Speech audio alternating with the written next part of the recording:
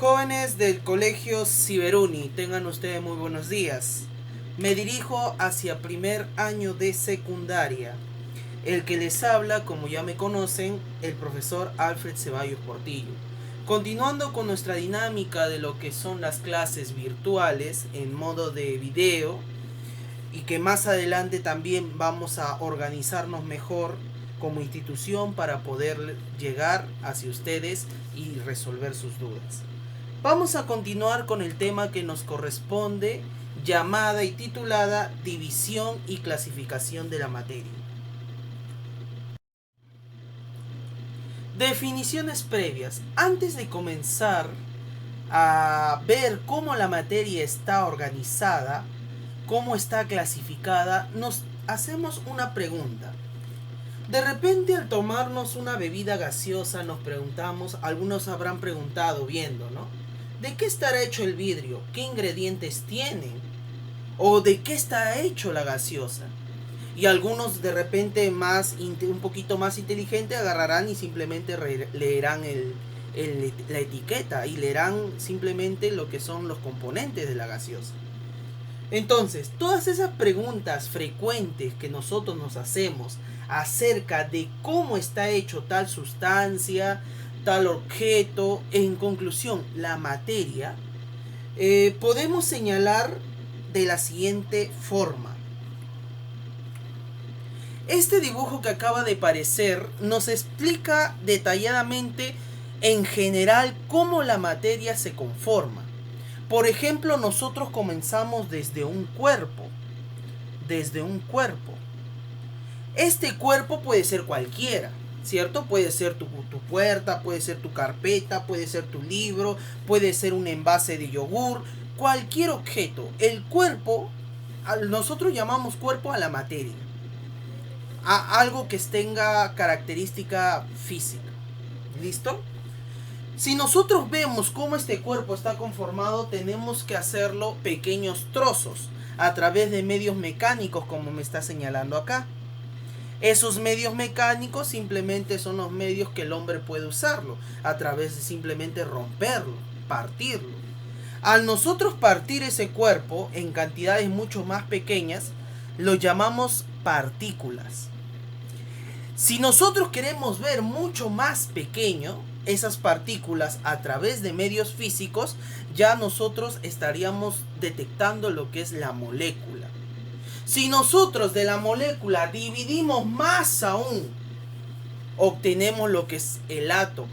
Y el átomo, si todavía queremos partículas mucho más pequeñas que el átomo, ya vamos a conocer a las partículas subatómicas y por último los quarks, que son partículas mucho más pequeñísimas y que se habían descubierto hace poco nomás.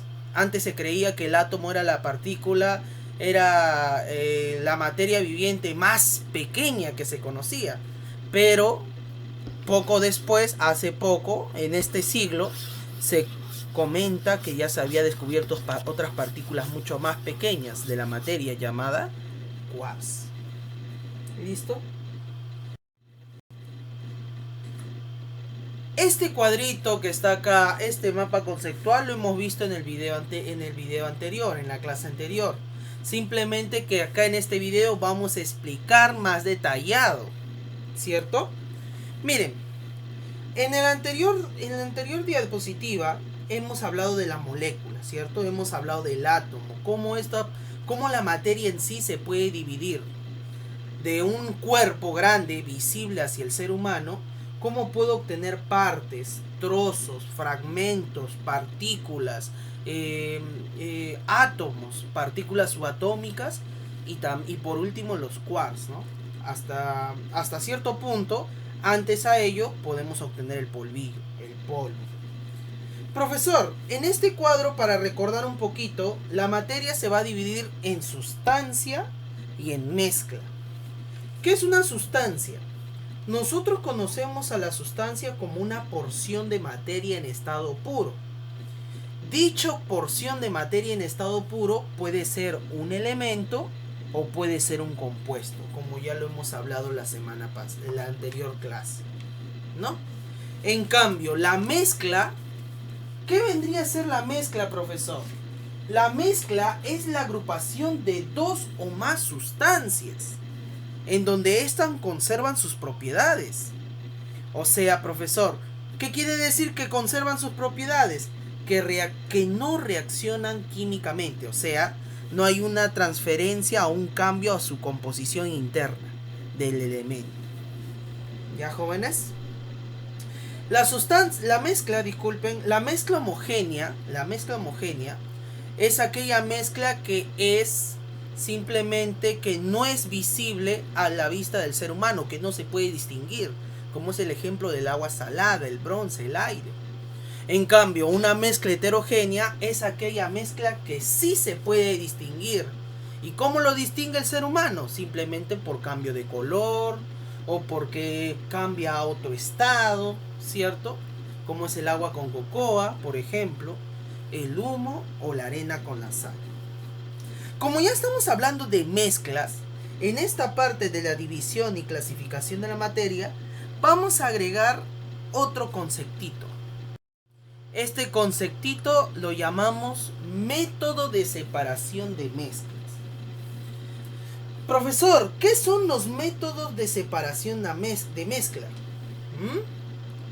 Son simplemente técnicas, estrategias usando instrumentos de laboratorio para que se pueda separar, reiniciar, lograr que una mezcla se separe hacia sus componentes iniciales, ¿no?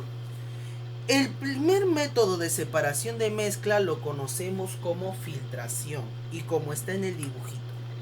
Ahí está. Profesor, ¿en qué consiste la filtración? La filtración es una técnica por la cual se hace pasar una mezcla de sólido y líquidos a través de un medio poroso o medio filtrante. En este caso se denomina el filtro. Como tú puedes ver en el dibujito, la filtración se necesita un embudo de vidrio, un envase. En la tacita que está arriba sería como, por ejemplo, agua con arena. ¿Cómo yo separo el agua con arena, profesor? Puedo hacerlo a través de la filtración. Yo pongo ahí el embudo de vidrio. Ese papelito que está en el embudo es un papel especial, como por ejemplo el papel canso. Entonces, lo que va a suceder es que la arena se va a colocar y se va a pegar alrededor del papel canso. Entonces, lo único que se va a caer o que va a bajar simplemente sería el agua. Y mientras la arena se quedaría pegada al papel. Ese proceso de separación de mezclas se le conoce como filtración. El segundo método, llamado decantación. Profesor, ¿qué es la decantación? Veamos. Este instrumento va a ser especial para separar únicamente mezclas heterogéneas. O sea, profesor, mezclas como hemos visto, como el agua con cocoa, como en este caso el humo, ¿cierto? Por ejemplo, pueden ser de dos formas. En la decantación nosotros lo vamos a usar de dos formas, en donde mis dos sustancias sean líquidas o mis dos sustancias sean sólidas. ¿Listo? O sea, profesor, como en el ejemplo anterior, mezclas heterogéneas, necesariamente ambas sustancias tienen que estar en el mismo estado, líquido o simplemente sólido. ¿Listo? Como puedes ver ahí el dibujito. Continuamos. Tercer método de separación de mezcla, llamada centrifugación. ¿En qué consiste la centrifugación? En este caso, consiste en separar sólidos de líquidos. La única condición es que tú tengas estas dos sustancias, ya sea sólida o líquida, como te acabo de mencionar, que tengan diferente densidad. Esa es la única condición. ¿Cuándo yo voy a usar el método de centrifugación, profe? Cuando tengo un sólido y un líquido de diferentes densidades.